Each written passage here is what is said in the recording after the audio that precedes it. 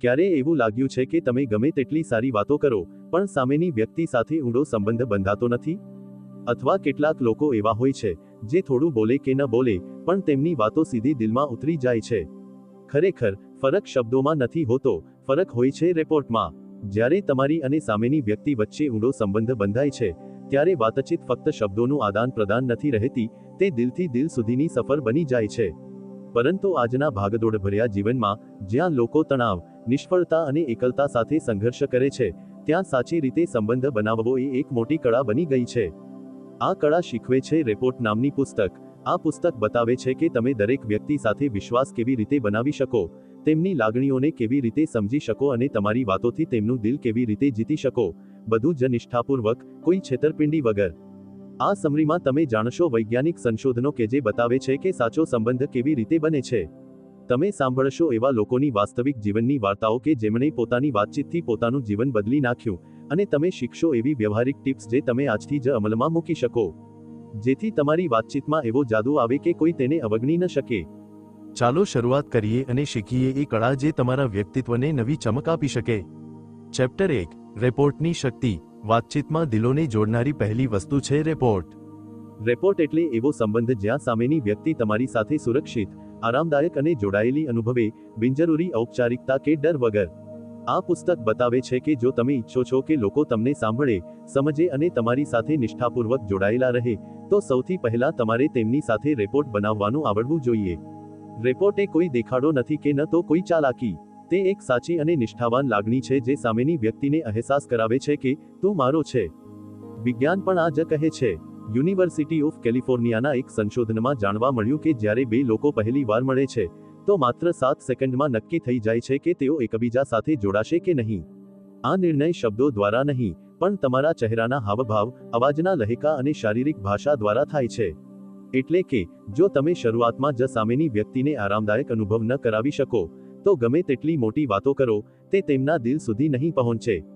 ચાલો એક સાચી વાર્તા દ્વારા સમજીએ. દીક્ષા એક સામાન્ય છોકરી હતી જે એક ખાનગી કંપનીમાં કામ કરતી હતી. તે ખૂબ મહેનતુ હતી, પણ દરેક વખતે પ્રમોશનથી ચૂકી જતી. તેને લાગતું કે કદાચ તેમાં કોઈ ખામી છે કે લોકો તેને પસંદ નથી કરતા. પરંતુ સાચી હકીકત એ હતી કે દીક્ષા ક્યારેય તેના સાથીઓ સાથે રેપોર્ટ બનાવી શકી નહોતી. તે ફક્ત પોતાના કામ પર ધ્યાન આપતી, એ ન સમજીને કે સંબંધો બનાવવા એ પણ એટલું જ જરૂરી છે જેટલું સારું કામ કરવું. એક દિવસે તેના એક મિત્રએ તેને સરળ વાત સમજાવી, પહેલા સંબંધો બનાવ, પછી તારું કામ આપોઆપ નજરે પડશે. દીક્ષાએ પોતાની આદતો બદલી. હવે તે લોકોની વાતો ધ્યાનથી સાંભળતી, તેમની નાની નાની વાતો યાદ રાખતી, મળવામાં હળવું સ્મિત આપતી અને સૌથી મહત્વનું, તે નિષ્ઠાવાન હતી. થોડા મહિનાઓમાં જ વાતાવરણ બદલાઈ ગયું. લોકો તેને નોંધવા લાગ્યા, તેની વાતોનો ગંભીરતાથી વિચાર કરવા લાગ્યા અને આગલા પ્રમોશનમાં તેને પ્રમોશન પણ મળ્યું. આ છે રેપોર્ટનો જાદુ. પ્રશ્ન છે, તમે રેપોર્ટ કેવી રીતે બનાવી શકો? 1. સામેની વ્યક્તિને એવું અનુભવ કરાવો કે તમે તેમનું સન્માન કરો છો. નાની નાની વાતો પર ધ્યાન આપો, જેમ કે તેમનું નામ યોગ્ય રીતે બોલવું, તેમની વાતોમાં રસ લેવો. 2. સક્રિય શ્રવણની આદત બનાવો. જ્યારે સામેની વ્યક્તિ બોલતી હોય તો વચ્ચે ટોકશો નહીં, તેમની વાત પૂરી થવા દો અને આંખોમાં જોઈને સાંભળો. 3. શારીરિક ભાષા દ્વારા સંબંધ બનાવો. હળવું સ્મિત, માથું હલાવવું, યોગ્ય બેસવાની રીત, આ નાના હાવભાવ સામેની વ્યક્તિને આરામદાયક અનુભવ કરાવે છે. 4. નિષ્ઠાવાન રહો, દેખાડો ન કરો. દેખાડો ઝડપથી પકડાઈ જાય છે. જે પણ બોલો, દિલથી બોલો, સ્વાભાવિક રહો. 5. સામેની વ્યક્તિની ઉર્જાને મેચ કરો. જો તે શાંત હોય તો તમે પણ શાંત રહો. જો તે ઉત્સાહી હોય તો તેના વિષય પર બોલો. આનાથી સામેની વ્યક્તિ અજાણતા તમને પોતાના જેવો અનુભવે છે. રેપોર્ટ બનાવવાનો અર્થ એ નથી કે તમારે હંમેશા બધાને ખુશ કરવાનું છે, બલકે એવું વાતાવરણ બનાવવું જોઈએ જ્યાં સામેની વ્યક્તિ ખુલીને પોતાની જાતને વ્યક્ત કરી શકે. યાદ રાખો, રેપોર્ટ એ કોઈ સંબંધની શરૂઆત નથી, પણ એ જમીન છે જેના પર મજબૂત સંબંધો ઉગે છે. જો તમે ખરેખર તમારી વાતચીતની કુશળતાને આગલા સ્તરે લઈ જવા માંગો છો, તો સૌથી પહેલા રેપોર્ટ બનાવવાનું શીખો, કારણ કે જોડાણ વગર વાતોનો કોઈ અસર નથી થતી. ચેપ્ટર 2, 4 રેપોર્ટ શૈલીઓ. જ્યારે આપણે કોઈની સાથે વાતચીત કરીએ છીએ, ત્યારે ફક્ત શબ્દો જ નહીં, આપણી શારીરિક ભાષા અને વર્તન પણ સામેની વ્યક્તિ પર અસર કરે છે. આ વર્તન જ આપણી રેપોર્ટ શૈલી નક્કી કરે છે. આ પુસ્તકમાં જણાવ્યું છે કે મનુષ્યોની 4 મુખ્ય રેપોર્ટ શૈલીઓ હોય છે: નિયંત્રણ કે કંટ્રોલ, સહયોગ કે કોઓપરેટિવ, નિષ્ક્રિય કે પેસિવ અને નિર્દેશક કે ડાયરેક્ટિવ. દરેક શૈલીની પોતાની અસર હોય છે, અને જો તમે આ શૈલીઓને સમજી લો તો દરેક પ્રકારની વ્યક્તિ સાથે સંબંધ બનાવવો તમારા માટે સરળ બની જશે. વિજ્ઞાન પણ આ જ કહે છે. હાર્વર્ડ યુનિવર્સિટીના એક વર્તન અભ્યાસમાં જોવા મળ્યું કે સફળ વાતચીત કરનારા લોકો સામેની વ્યક્તિના વર્તનને ઓળખીને તેના હિસાબે પોતાની શૈલીને ગોઠવે છે. એટલે કે એક જ શૈલી બધા માટે ક્યારેય કામ નથી કરતી. દરેક વ્યક્તિને તેની શૈલી પ્રમાણે હેન્ડલ કરવી પડે છે. 4 શૈલીઓને એક એક કરીને સમજીએ. 1. નિયંત્રણ શૈલી. આવા લોકો નિર્ણય લેનારા હોય છે. તેમને ઝડપથી કામ જોઈએ, તેમને અધિકાર ગમે છે અને તેઓ પોતાના પર ગર્વ અનુભવે છે. જો તમે આવા લોકો સાથે ખૂબ લાગણીશીલ વાતો કરશો કે લાંબી વાર્તાઓ સંભળાવશો તો તેઓ ચીડાઈ શકે છે. તેમની સાથે સીધી, સ્પષ્ટ અને આદરપૂર્ણ રીતે વાત કરવી શ્રેષ્ઠ રહે છે. 2. સહયોગી શૈલી. આવા લોકો ટીમ વર્ક પસંદ કરે છે. તેઓ બીજાની લાગણીઓનું ખૂબ ધ્યાન રાખે છે અને ઈચ્છે છે કે બધા સાથે મળીને કામ થાય. જો તમે આવા લોકો સાથે ઠંડી કે ખૂબ વ્યવહારિક રીતે વાત કરશો તો તેઓ દૂરી બનાવી લેશે. તેમની સાથે હૂંફ, પ્રશંસા અને થોડી ધીરજ બતાવવી જરૂરી છે. 3. નિષ્ક્રિય શૈલી. આવા લોકો થોડા શરમાળ અને સંકોચી હોય છે. તેઓ પોતાની લાગણીઓ ઝડપથી નથી બતાવતા અને સંઘર્ષથી બચે છે. તેમની સાથે વાત કરતી વખતે નરમ અવાજ, ધીરજ અને પ્રોત્સાહન જરૂરી છે. જો તમે ખૂબ પ્રભુત્વ બતાવશો તો તેઓ બિલકુલ બંધ થઈ શકે છે. 4. નિર્દેશક શૈલી. આવા લોકો ધ્યાન કેન્દ્રિત અને લક્ષ્યલક્ષી હોય છે. તેમને વિગતો જોઈએ છે અને તેઓ ઈચ્છે છે કે વાતચીત સુખિત હોય. તેમની સાથે બિનજરૂરી વાતો ટાળવી જોઈએ. સ્પષ્ટ, સુખિત અને તાર્કિક રીતે મજબૂત વાતચીત તેમના પર ઊંડી અસર કરે છે. ચાલો એક વાસ્તવિક વાર્તા દ્વારા આને વધુ સમજીએ. પંકજ એક માર્કેટિંગ એક્ઝિક્યુટિવ હતો, જે દરેક વખતે પોતાની વેચાણ સોદા ગુમાવી દેતો. તેને લાગતું કે કદાચ તેની કુશળતામાં ખામી છે. પરંતુ જ્યારે તેના મેન્ટરે તેને સમજાવ્યું કે દરેક ગ્રાહકની વાતચીતની શૈલી અલગ હોય છે, ત્યારે તેની વિચારસરણી બદલાઈ ગઈ. હવે પંકજ દરેક ગ્રાહકને પહેલા અવલોકન કરતો. શું ગ્રાહક ઝડપથી નિર્ણય લેવા માંગે છે, જે નિયંત્રણ શૈલી છે? શું ગ્રાહક દરેક વાત પર ટીમ સાથે ચર્ચા કરવા માંગે છે, જે સહયોગી શૈલી છે? શું ગ્રાહક ઓછું બોલે છે અને સાવચેત છે, જે નિષ્ક્રિય શૈલી છે? અથવા શું ગ્રાહક ચોક્કસ ડેટા અને આંકડા પર ધ્યાન આપે છે, જે નિર્દેશક શૈલી છે? જેવું પંકજે ગ્રાહકોની શૈલીઓને સમજીને પોતાની રીત બદલી, તેના વેચાણ સોદા અચાનક વધવા લાગ્યા. કારણ કે હવે તે દરેક વ્યક્તિના દિલ સુધી પહોંચી શકતો હતો. રેપોર્ટ શૈલીને માસ્ટર કરવાની વ્યવહારિક રીતો. 1. અવલોકન કરો, નિર્ણય ન લો. સામેની વ્યક્તિના બોલવાની, બેસવાની અને પ્રતિક્રિયા આપવાની રીતને ધ્યાનથી જુઓ. 2. લવચિકતા લાવો. દરેક પરિસ્થિતિમાં તમારી શૈલીને ગોઠવવાની પ્રેક્ટિસ કરો. ક્યારેક આધિપત્ય બતાવો, ક્યારેક સહયોગી બનો, જેવી જરૂર હોય. 3. સહાનુભૂતિનો ઉપયોગ કરો. વિચારો કે જો હું તેમની જગ્યાએ હોઉં તો મને કેવું લાગે. 4. વાતચીતમાં વિવિધતા લાવો. દરેક વખતે એક જ રીત ન અપનાવો. કેટલાકને તથ્યો ગમે છે, કેટલાકને લાગણીઓ. 5. ધીરજ રાખો. દરેક વ્યક્તિ તરત ખુલતી નથી. યોગ્ય શૈલી ઓળખીને યોગ્ય ક્ષણની રાહ જોવી પણ એક કળા છે. યાદ રાખો, વાતચીત એ એક એવો રસ્તો છે જે બંને દિશામાં ચાલે છે. જો તમે દરેક વ્યક્તિની શૈલીને ઓળખી લો તો તમે દરેક વાતચીતને અર્થપૂર્ણ અને યાદગાર બનાવી શકો છો. ચેપ્ટર 3. લોકોને ચોક્કસ રીતે વાંચવું. જ્યારે તમે કોઈને મળો ત્યારે સામેની વ્યક્તિ ફક્ત પોતાની વાતો જ નથી કહેતી, પણ દરેક સેકન્ડે તેની શારીરિક ભાષા, અવાજના ઉતાર ચઢાવ અને નાના ઈશારાઓ દ્વારા પોતાના મનની સચ્ચાઈ પણ બતાવે છે. રેપોર્ટ પુસ્તક આ જ શીખવે છે. સાચો સંબંધ ફક્ત વાતો દ્વારા નહીં, પણ સામેની વ્યક્તિના બિનશાબ્દિક સંકેતોને સમજીને બને છે. જો તમે કોઈના હાવભાવ, અવાજના લહેકા અને નાના ઈશારાઓને સાચી રીતે વાંચવાનું શીખી જાઓ તો તમે તેના મનની સચ્ચાઈ જાણી શકો, ભલે તે ગમે તે બોલે. વિજ્ઞાન પણ આ જ કહે છે. યુનિવર્સિટી ઓફ કેલિફોર્નિયા, લોસ એન્જલસના પ્રોફેસર આલ્બર્ટ મેહરાબિયનના પ્રખ્યાત સંશોધન મુજબ, આપણી વાતચીતનો 55% હિસ્સો શારીરિક ભાષામાંથી, 38% અવાજના લહેકામાંથી અને ફક્ત 7% શબ્દોમાંથી આવે છે. એટલે કે ફક્ત શબ્દો પર આધાર રાખવો એ મૂર્ખામી છે. અસલી તાકાત એ છે કે સામેની વ્યક્તિના હાવભાવ, આંખોની હિલચાલ, સ્મિતની સચ્ચાઈ અને અવાજની ઊંડાઈને વાંચવામાં. એક પ્રખ્યાત મનોવૈજ્ઞાનિક પ્રયોગમાં ડો. પોલ એકમેને વિશ્વભરની સંસ્કૃતિઓમાં ચહેરાના હાવભાવનો અભ્યાસ કર્યો. તેમણે શોધ્યું કે ડર, ગુસ્સો, ખુશી, દુઃખ જેવા કેટલાક હાવભાવ બધી સંસ્કૃતિઓમાં એકસરખા હોય છે. એટલે કે શારીરિક ભાષા એ એક સાર્વત્રિક ભાષા છે, બસ આપણે તેને વાંચતા આવડવું જોઈએ. એક વાસ્તવિક વાર્તા. સંજના એક શાળાની શિક્ષિકા હતી. દર વર્ષે તેને લાગતું કે કેટલાક વિદ્યાર્થીઓ ખોટું બોલે છે કે અમને બધું સમજાઈ ગયું, જ્યારે ખરેખર તેમને સમજાતું નહોતું. પહેલા સંજના તેમની વાતો પર વિશ્વાસ કરી લેતી, પણ વર્ષના અંતે ખરાબ ગુણ જોઈને પરેશાન થઈ જતી. એક દિવસે એક વરિષ્ઠ શિક્ષકે તેને શીખવ્યું, બાળકોની આંખોમાં જો, તેમના ખભાની પકડ જો, તેમના ચહેરાના હાવભાવ વાંચ. હવે સંજનાએ બાળકોની શારીરિક ભાષાને અવલોકન કરવાનું શરૂ કર્યું. જેમના હાથ સંકોડાયેલા હોય કે જે આંખો ચોરે, તેમની પાસે વધુ સવાલો પૂછતી. પરિણામે તેને ઝડપથી ખબર પડવા લાગી કે કોણ ખરેખર સમજે છે અને કોણ ફક્ત દેખાડો કરે છે. તેનું શિક્ષણ અને બાળકોનું પ્રદર્શન બંને ઘણું સુધરી ગયું. લોકોને ચોક્કસ રીતે વાંચવાની વ્યવહારિક રીતો. 1. પહેલા અવલોકન કરો, પછી પ્રતિક્રિયા આપો. ઉતાવળમાં નિર્ણય ન લો, પહેલા ધ્યાનથી જુઓ. 2. ચહેરો અને આંખો વાંચો. જ્યારે વ્યક્તિ સાચું બોલે છે, ત્યારે તેનો ચહેરો શાંત હોય છે. જૂઠ કે ડરમાં નાના નાના હાવભાવ દેખાય છે, જેમ કે ઝડપથી આંખો ઝબકાવવી કે હળવું સ્મિત ગાયબ થઈ જવું. 3. શારીરિક શૈલી જુઓ. ખુલ્લી શારીરિક શૈલી, જેમ કે હાથ ખુલ્લા રાખવા, આરામ વલણ દર્શાવે છે. જ્યારે બંધ શૈલી, જેમ કે હાથ બાંધવા કે પગ મોડવા, અસુરક્ષા કે રક્ષણાત્મક વલણ દર્શાવે છે. 4. અવાજનો લહેકો અને ગતિ સાંભળો. અવાજનું અચાનક ધીમું કે તેજ થવું, અવાજમાં અચકાટે પણ લાગણીઓ દર્શાવે છે. 5. આધાર રેખા બનાવો. કોઈને ચોક્કસ રીતે વાંચવા માટે પહેલા તેનું સામાન્ય વર્તન ઓળખો. પછી તે આધાર રેખામાંથી આવતા ફેરફારો સચ્ચાઈ દર્શાવે છે. 6. શાંત અવલોકનની પ્રેક્ટિસ કરો. ક્યારેક ચૂપચાપ લોકોનું અવલોકન કરવું તમારી અવલોકન શક્તિને ઝડપથી વધારે છે. યાદ રાખો, લોકો જે બોલે છે તે હંમેશા સત્ય નથી હોતું, પણ તેમનું શરીર, આંખો અને અવાજ જે કહે છે તેમાં સચ્ચાઈ છુપાયેલી હોય છે.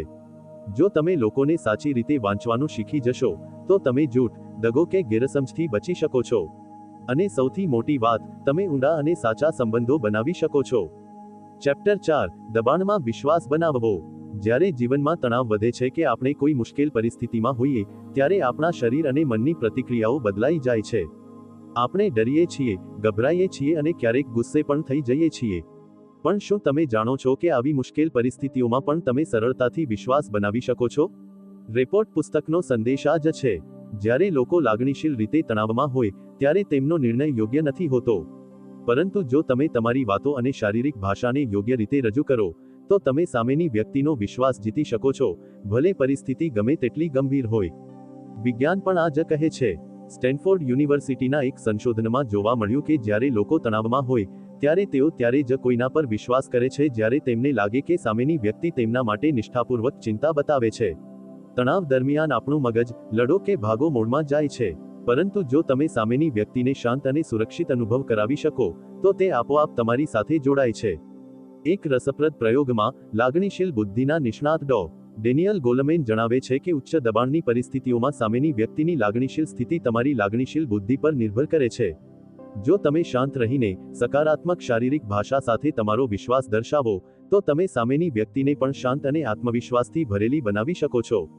એક વાસ્તવિક વાર્તા. કિરણ એક ડોક્ટર હતી જે ઇમરજન્સી વોર્ડમાં કામ કરતી. એક દિવસ ગંભીર અકસ્માત બાદ એક દર્દી ખૂબ નાજુક હાલતમાં આવ્યો. બધા ગભરાયેલા હતા, પરંતુ કિરણે તેની શાંતિ અને સ્મિતથી બધાનું ધ્યાન ખેંચ્યું. તે શાંત અને સ્થિર અવાજે બધાને આશા અને સુકૂન આપતી ગઈ. તે જાણતી હતી કે જો તે ગભરાશે, તો સામેની વ્યક્તિને પણ ડર લાગશે. તેણે ન માત્ર પોતાની શારીરિક ભાષા પર ધ્યાન આપ્યું, પણ દરેક દર્દી અને તેમના સંબંધીઓને એ અહેસાસ કરાવ્યો કે બધું ઠીક થઈ જશે. આનાથી ન માત્ર દર્દીની સારવાર સફળ થઈ, પણ તે સમગ્ર ટીમનો વિશ્વાસ પણ કિરણ પર બન્યો, જે તે ગંભીર પરિસ્થિતિમાં ખૂબ જરૂરી હતું. ઉચ્ચ દબાણની પરિસ્થિતિઓમાં વિશ્વાસ બનાવવાની વ્યવહારિક રીતો. 1. શાંત રહો. ગમે તેવી પરિસ્થિતિ હોય, જો તમે શાંત રહો, તો સામેની વ્યક્તિને લાગશે કે બધું નિયંત્રણમાં છે. 2. બિનશાબ્દિક વાતચીત પર ધ્યાન આપો. તમારી શારીરિક ભંગીમાં, હાથની સ્થિતિ અને ચહેરાના હાવભાવથી સામેની વ્યક્તિને સંદેશ મળવો જોઈએ કે તમે સુરક્ષિત છો. 3. અવાજના લહેકાનો યોગ્ય ઉપયોગ કરો. ઉચ્ચ દબાણમાં, તમારો અવાજ નરમ અને શાંત હોવો જોઈએ. તેજ અથવા ચીસાચીસવાળો અવાજ તણાવ વધારે છે. 4. સહાનુભૂતિ બતાવો. સામેની વ્યક્તિની પરિસ્થિતિને સમજો. જો તમે બતાવો કે તમે તેમની ચિંતા અનુભવો છો, તો તેઓ સરળતાથી વિશ્વાસ કરશે. 5. ઘનશ્યાત્મક પગલાં લો. ગંભીર પરિસ્થિતિમાં ઘનશ્યાશીલતા બતાવો. સ્પષ્ટ સૂચનાઓ અને આત્મવિશ્વાસથી લીધેલા નિર્ણયો વિશ્વાસ જીતે છે. 6. આશ્વાસન આપતા રહો. તણાવની પરિસ્થિતિમાં લોકોને વારંવાર આશ્વાસનની જરૂર હોય છે. બધું ઠીક થઈ જશે જેવા નાના શબ્દો તેમના મનને શાંત કરે છે. યાદ રાખો, ઉચ્ચ દબાણની પરિસ્થિતિઓમાં સૌથી મહત્વની બાબત છે પોતાની સ્થિતિને નિયંત્રણમાં રાખવી અને સામેની વ્યક્તિને સુરક્ષિત અને શાંત અનુભવ કરાવવો. જ્યારે લોકો તમને શાંત અને સ્થિર જુએ છે, ત્યારે તેમનો વિશ્વાસ આપોઆપ બને છે. ચેપ્ટર 5 તમારી શૈલીને અનુકૂળ બનાવવી. જ્યારે તમે કોઈની સાથે વાત કરો છો તો શું તમે હંમેશા એક જ રીતે બોલો છો? શું તમારી વાતચીતની શૈલી હંમેશા એકસરખી રહે છે, ભલે સામેની વ્યક્તિ કોઈ પણ હોય? શું તમે ક્યારેય વિચાર્યું છે કે તમારી બોલવાની રીત જ સામેની વ્યક્તિને તમારી સાથે જોડે છે કે દૂર કરે છે? રેપોર્ટ પુસ્તક આ જ શીખવે છે, તમારે તમારી વાતચીતની શૈલીને સામેની વ્યક્તિના હિસાબે બદલવાનું આવડવું જોઈએ. ક્યારેક આપણને મૈત્રીપૂર્ણ, હળવી શૈલીની જરૂર હોય છે, તો ક્યારેક ઔપચારિક અને ગંભીર રીતે વાત કરવી પડે છે. વિજ્ઞાન પણ આ જ કહે છે. મનોવૈજ્ઞાનિક ડો. આલ્બર્ટ મેહરાબિયનના જણાવ્યા મુજબ, તમારો અવાજનો લહેકો અને શારીરિક ભાષા તમારા શબ્દો કરતાં વધુ મહત્વના હોય છે. જો તમે તમારી વાતોને યોગ્ય રીતે રજૂ ન કરો, તો લોકો તમારી વાતને સમજી શકતા નથી. હાર્વર્ડ બિઝનેસ સ્કૂલના એક અભ્યાસમાં જોવા મળ્યું કે જો તમે તમારી વાતોને સામેની વ્યક્તિની પસંદગીની વાતચીતની શૈલીમાં બદલી શકો, તો તમને 30% વધુ સફળ પ્રતિસાદ મળે છે. એટલે કે, જો તમે સામેની વ્યક્તિની શૈલીમાં ઢળી જાઓ, તો તે તમને વધુ સમજે છે અને તમારા પર વધુ વિશ્વાસ કરે છે. એક રસપ્રદ વાર્તા. સુનિલ એક માર્કેટિંગ પ્રોફેશનલ હતો. દરેક વખતે જ્યારે તે ગ્રાહકોને મળતો, ત્યારે તે પોતાના વિચારો ખૂબ ઉત્સાહ અને ઉર્જા સાથે રજૂ કરતો. પરંતુ એક દિવસ એક મોટા ગ્રાહકે તેને સલાહ આપી, સુનિલ, તું ખૂબ ઝડપથી બોલે છે. હું સમજુ છું, પણ મને થોડું શાંત અને વિગતવાર અભિગમ જોઈએ છે. આ સાંભળીને સુનિલ આશ્ચર્યચકિત થઈ ગયો, કારણ કે તેણે હંમેશા પોતાની શૈલીને જ સાચી માની હતી. પરંતુ તેણે વિચાર્યું કે જો મારે આ ગ્રાહક સાથે સારો રેપોર્ટ બનાવવો છે, તો મારે તેની શૈલીને સમજવું પડશે. તેણે પોતાની શૈલીને થોડી ધીમી અને વિગતવાર બનાવી અને ગ્રાહકને વધુ સામેલ કર્યો. પરિણામે, ગ્રાહક ખુશ થયો અને સુનિલને મોટા કોન્ટ્રાક્ટ્સ મળ્યા. તમારી વાતચીતની શૈલી બદલવાની વ્યવહારિક રીતો. 1. પહેલા અવલોકન કરો, પછી ગોઠવો. સામેની વ્યક્તિની શારીરિક ભાષા, અવાજનો લહેકો અને શબ્દોને ધ્યાનથી જુઓ, પછી તેના હિસાબે તમારી શૈલી ગોઠવો. 2. અવાજના લહેકાને મેચ કરો. જો સામેની વ્યક્તિ ઔપચારિક હોય, તો તમે પણ ઔપચારિક રહો. જો તે હળવી મૂડમાં હોય, તો તમે થોડા વધુ મૈત્રીપૂર્ણ બની શકો.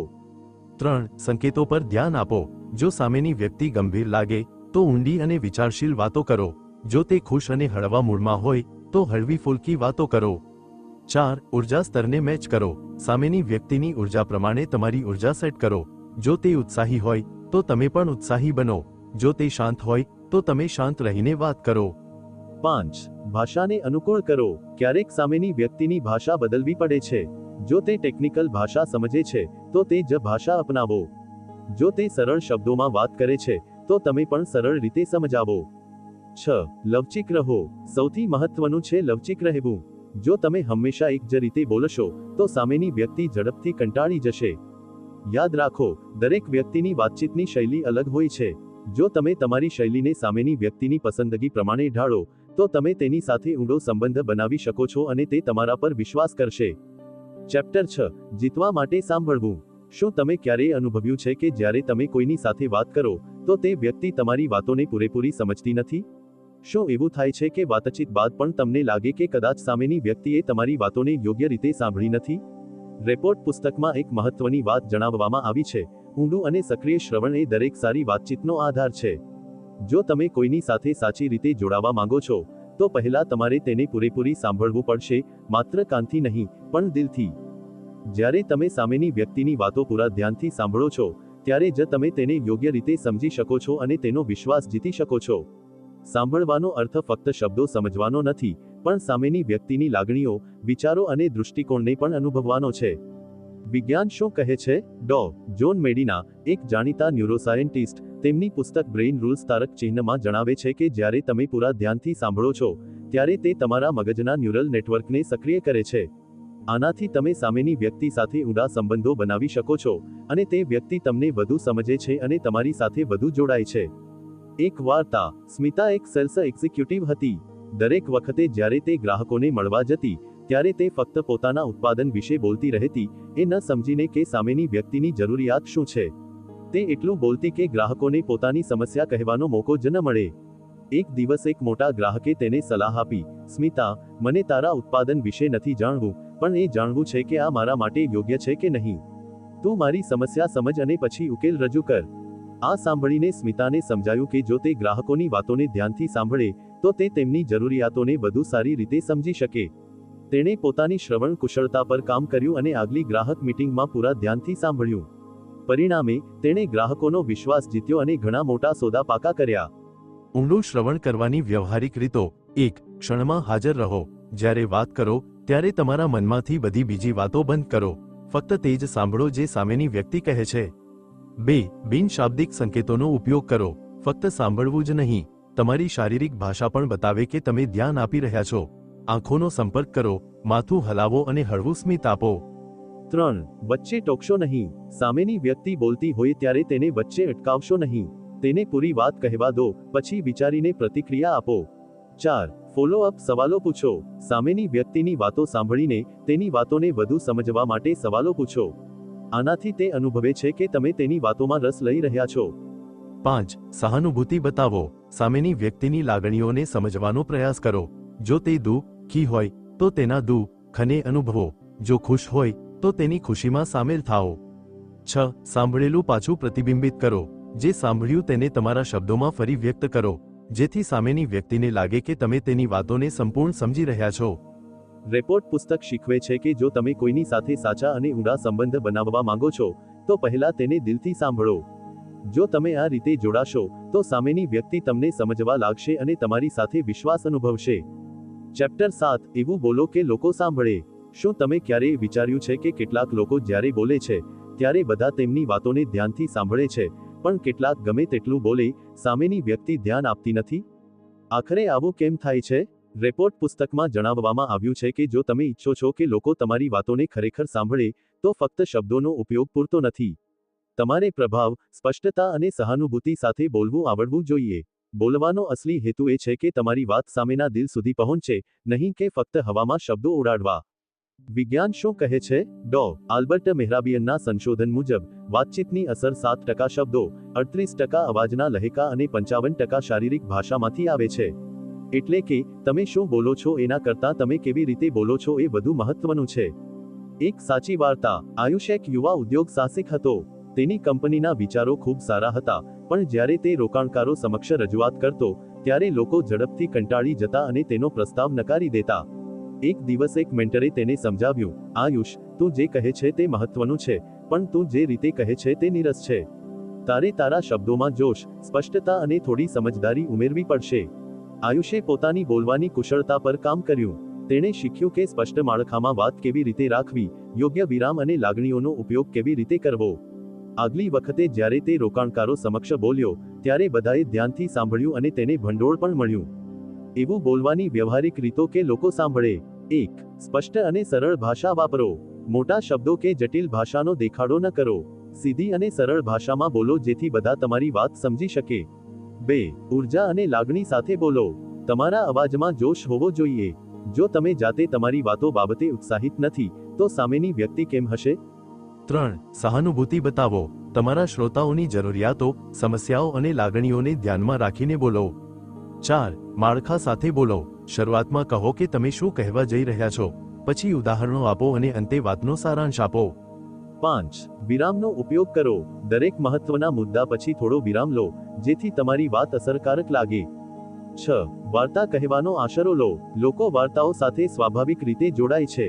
જો તમે વાતને વાર્તાના રૂપમાં કહો તો લોકો તેને યાદ રાખશે. રેપોર્ટ પુસ્તક શીખવે છે કે જો તમે ઈચ્છો છો કે લોકો તમારી વાતોને ધ્યાનથી સાંભળે તો તમારે ફક્ત તથ્યો જ નહીં પણ લાગણીઓ પણ આપવી પડશે. ચેપ્ટર 8. મુશ્કેલ લોકો સાથે વ્યવહાર. શું તમે ક્યારેય અનુભવ્યું છે કે ગમે તેટલી સમજદારીથી વાત કરો, કેટલાક લોકો તો પણ દલીલ કરવા લાગે છે, ગુસ્સે થાય છે કે જાણી જોઈને વાતને ગૂંચવે છે? આવી ક્ષણોમાં નિરાશા, તણાવ અને ક્યારેક હાર માનવાનું મન થાય છે. પરંતુ રેપોર્ટ પુસ્તક શીખવે છે કે જો તમે ઈચ્છો તો આવા મુશ્કેલ લોકો સાથે પણ ચતુરાઈથી વ્યવહાર કરી શકો છો, વિના તમારી માનસિક શાંતિ ગુમાવીએ. પુસ્તકનો સ્પષ્ટ સંદેશ છે, મુશ્કેલ લોકો તમારા વલણની કસોટી કરે છે, તમારી ધીરજની નહીં. એટલે કે વાતોને વધુ ઉગ્ર બનાવવાને બદલે આપણે આપણી વાતચીતની રીતથી પરિસ્થિતિને નિયંત્રણમાં રાખવાનું આવડવું જોઈએ. વિજ્ઞાન શું કહે છે? હાર્વર્ડ યુનિવર્સિટીના એક સંશોધન મુજબ જ્યારે આપણે લાગણીશીલ રીતે તીવ્ર વાતચીતમાં શાંત રહીએ છીએ ત્યારે આપણા મગજનું પ્રિફ્રન્ટલ કોર્ટેક્સ સક્રિય રહે છે, જે તાર્કિક વિચારસરણીને નિયંત્રિત કરે છે. પરંતુ જો આપણે પણ ગુસ્સે કે નિરાશ થઈ જઈએ તો મગજનું લાગણીશીલ કેન્દ્ર સક્રિય થાય છે અને આપણે અતાર્કિક રીતે પ્રતિક્રિયા આપવા લાગીએ છીએ. એક સાચી વાર્તા. સંજના એક ગ્રાહક સપોર્ટ એક્ઝિક્યુટિવ હતી. દરરોજ તેને ગુસ્સે થયેલા કે ચીડાયેલા ગ્રાહકો સાથે વાત કરવી પડતી. શરૂઆતમાં તે દરેક દલીલને વ્યક્તિગત લેતી અને રાત્રે તણાવને કારણે ઊંઘી ન શકતી. એક દિવસ તેના મેન્ટરે સમજાવ્યું, લોકો તારા પર નહીં, પોતાની નિરાશા કાઢે છે.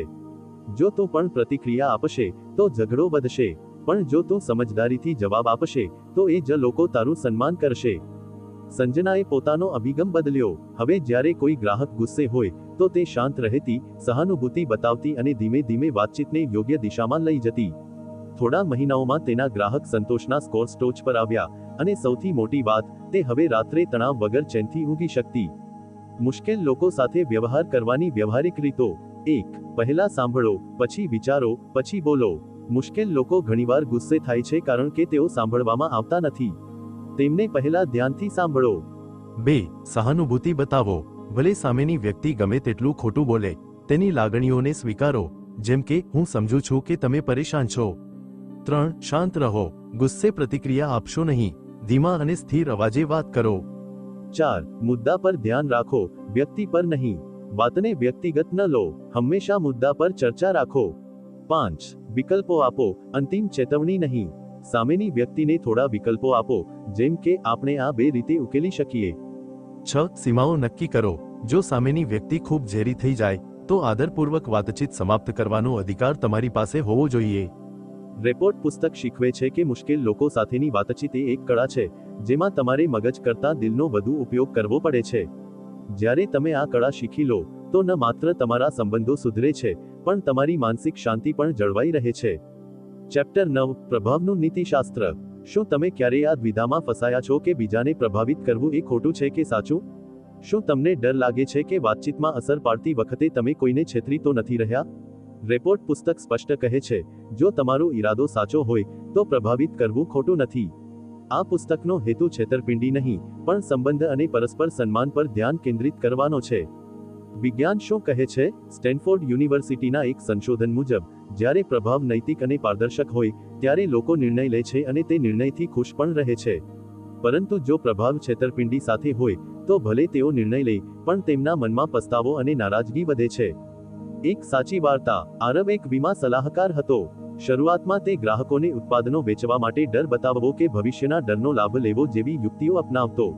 ટૂંકા ગાળામાં તેનું વેચાણ વધ્યું, પણ લાંબા ગાળે લોકો તેના પર વિશ્વાસ કરવાનું બંધ કરી દેતા. એક દિવસ એક જૂના ગ્રાહકે તેને કહ્યું, તે મને સમજાવ્યો, પણ તે મારો વિશ્વાસ ગુમાવ્યો. તે દિવસે આરબે નક્કી કર્યું કે હવેથી તે સંપૂર્ણ પારદર્શિતા અને પ્રામાણિકતાથી કામ કરશે. હવે તે દરેક ગ્રાહકને વિકલ્પો આપતો, ફાયદા અને ગેરફાયદા સમજાવતો અને અંતિમ નિર્ણય ગ્રાહકના હાથમાં છોડતો. થોડા સમયમાં તેની પાસે એટલા રેફરલ્સ આવવા લાગ્યા કે તેને માર્કેટિંગની જરૂર ન પડી. નૈતિક રીતે પ્રભાવિત કરવાની વ્યવહારિક રીતો. 1. પારદર્શિતા રાખો.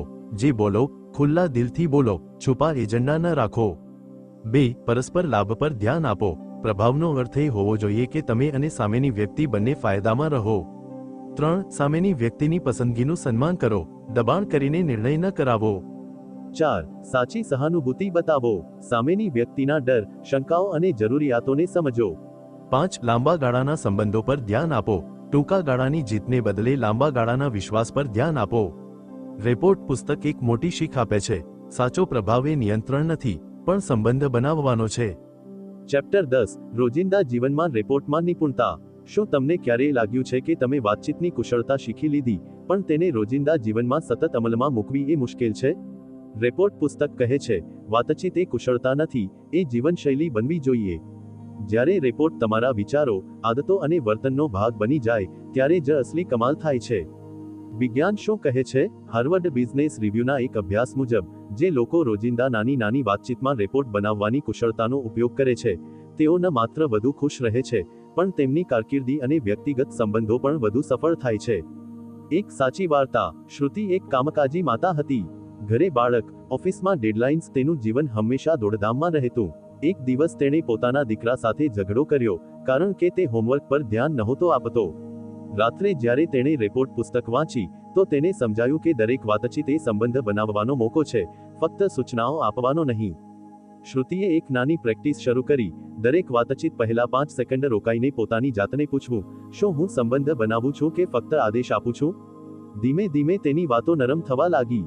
તેનો દીકરો તેની સાથે ખુલીને વાતો કરવા લાગ્યો, અને ઓફિસમાં તેની ટીમે તેના પર વધુ વિશ્વાસ કરવાનું શરૂ કર્યું. રોજિંદા જીવનમાં રેપોર્ટ માસ્ટર કરવાની વ્યવહારિક રીતો. 1. દરેક વાતચીતને નાની તક સમજો. મિત્ર સાથે ચેટ હોય કે ઓફિસમાં હળવી વાતચીત, દરેક વખતે પ્રયાસ કરો કે સામેની વ્યક્તિ પોતાને મૂલ્યવાન અને સન્માનિત અનુભવે. 2. રોજ 5 મિનિટનું આત્મચિત્કાર. દિવસના અંતે પોતાની જાતને પૂછો, કઈ વાતચીતમાં હું સારો સંબંધ બનાવી શક્યો? ક્યાં સુધારાની જરૂર છે? 3. સક્રિય શ્રવણને જીવનશૈલી બનાવો. ફોન ચલાવતા કે ધ્યાન ભટકાવીને વાત ન કરો, પૂરું ધ્યાન આપીને સાંભળો. 4. બિનશાબ્દિક સંકેતો પર ધ્યાન આપો. તમારી આંખોની હૂંફ, ચહેરાનું સ્મિત, હાવભાવ આ બધું શબ્દો કરતાં વધુ જોરથી બોલે છે. 5. સહાનુભૂતિને મૂળભૂત રીત બનાવો. દરેક વ્યક્તિના વર્તન પાછળ એક વાર્તા હોય છે. નિર્ણય લેતા પહેલા સમજવાનો પ્રયાસ કરો. 6. પરિવાર અને મિત્રો સાથે પ્રેક્ટિસ શરૂ કરો. અજાણ્યા લોકો સાથે રેપોર્ટ બનાવવો પછી આવે છે. પહેલા તમારા ઘર અને સર્કલમાં આ કુશળતાને સ્વાભાવિક બનાવો. રેપોર્ટ પુસ્તકનો સૌથી ઊંડો સંદેશ છે કે રેપોર્ટ એ કોઈ યુક્તિ નથી, એ એક વલણ છે. જ્યારે તમે દરેક વ્યક્તિને સન્માન, જિજ્ઞાસા અને ખુલ્લા મનથી જુઓ છો, ત્યારે જીવન આપોઆપ વધુ અર્થપૂર્ણ અને પરિપૂર્ણ બની જાય છે. આખી પુસ્તકનો સાર. પહેલા સમજ્યું કે રેપોર્ટનો અસલી અર્થ શું છે. જાણ્યું કે દરેક વ્યક્તિની વાતચીતની શૈલી અલગ હોય છે, જેને ઓળખવી અને અપનાવવી જરૂરી છે. શીખ્યું કે લોકોને સાચી રીતે વાંચવું કેટલું મહત્વનું છે. સમજ્યું કે મુશ્કેલ અને તણાવપૂર્ણ પરિસ્થિતિઓમાં પણ વિશ્વાસ કેવી રીતે બનાવી.